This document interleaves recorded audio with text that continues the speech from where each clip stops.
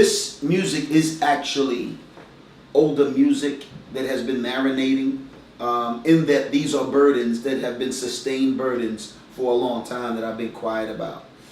So it will be less forecasting and more. This is actually going to be, let me break my silence because there are other things I want. So the book of Jude, the letter, the epistle of Jude says, I want to talk about our common faith, but because of some threats, I have to veer off from that and talk about contending for our faith.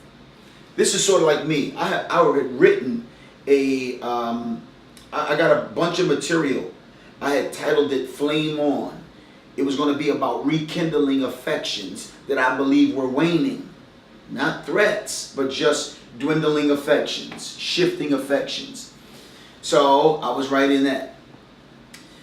Then I began to notice that we were starting to, that basically I was just surveying. I said, man, there seems to be a confusion about what happens when we arrive where we ultimately said we were going. So let's just say people say, man, we want to reach, and then they start talking about all the people they want to reach. We want to reach the industry, man. We tired of just doing youth groups and, you know what I'm saying, Bible camps. Man, we want to go and we want to reach. But then you ever notice when people reach, or if people reach, who they reach, it seems like it's just reaching just ends up being, that's my man. So I was like, man, what happens when we who belong to Christ and have been set apart for bearing his name and spreading his fame, what would it look like if we encountered those who are not operating under that same banner? Is there an encounter? And what would it look like? I see kind of what it looks like, but what it looks like seems like it falls short of what happens. I listened to interviews of some of the secular people who now know about so-called Christian rappers or rappers who happen to be Christians. I never get the sense they're more educated on Christian hip hop at all. They say the same thing they used to say, because I ain't really heard much Christian rap, but what I've heard is whack. I've been hearing that for 15 years. I ain't heard much, and what I heard was whack. You mean that? I guarantee you they have not been exposed to Christian hip hop, and nor have they been more exposed to Christian hip hop now that certain Christians who do hip hop have been there.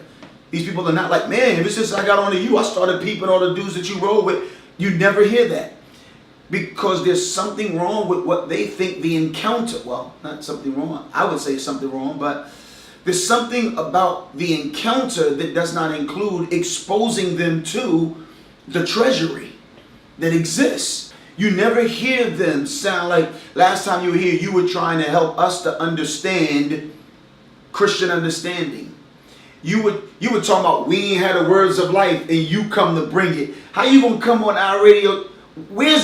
It's never an encounter that unpacks what changed lives. It's always just a sprinkle of, so what's going on with you? So this project that I want to put out is really a campaign I want to launch to say, when those that belong to Christ encounter those that do not, when those who are submitted and surrendered to the King meet those who are not under that lordship, not operating under that lordship, what happens? What would we say? What kind of dialogues would we have? What kind of stands would we take? So I've titled it, When Sacred Meets Secular, right? Originally, and this is good, it was sacred versus secular. I remember when I was infused with a sense of combative, sacred versus secular. Let's show them that we're on opposite sides and we don't play that. That's sort of how I originally started thinking of it. But as a result of really seeing that the sacred and the secular are not inherently in combat, I think they are eventually in combat, but not inherently. So what that means is the sacred person doesn't come on the field ready to fight with his fist balled up. He comes in peace. Jesus said, when you go to some place, seek a person of peace. He says, if you find it, peace will rest on him. You'll get good ministry out of him till it's time to move on. So if you don't find it, he didn't say fight. He didn't say argue. He said just shake the dust off your feet and keep moving. So sacred versus secular, this new music will be basically like my take on the need for there to be not a combat but an encounter. And may God give grace when we encounter, as we talk about the church in positive light, when we are talking about them, as we talk about our communion with other Christians and other Christians who use hip hop positively, when we say check us out. We have a God. We want you to have him. Our God's in the building tonight. One of the joints I have, right? Like our God, we talk about us having something that we want you to partake of. We have treasure that we want you to have. We don't even come like we all have it. I think that's a false statement. Like we're all the same and we all have it. We're not. One of us has been transferred, or some of us have been transferred to something. And who talks like that when they make it? Who talks like that when they're interviewed? Who thinks this is the moment when we hit them to what we just witnessed at this conference at Legacy? When you want all the heavyweights of hip hop to be in the room and experience what we experience, some people wouldn't. They're like, they're gonna think that's whack. We don't want them here. They don't want to be here. So what? We want to be in the club? We want to be with them? No, we want them to be where we are. If not, we should change what we're doing. Because if what we're doing is not what we hope to bring people into, why are we here? Well, that's why a lot of people are not here.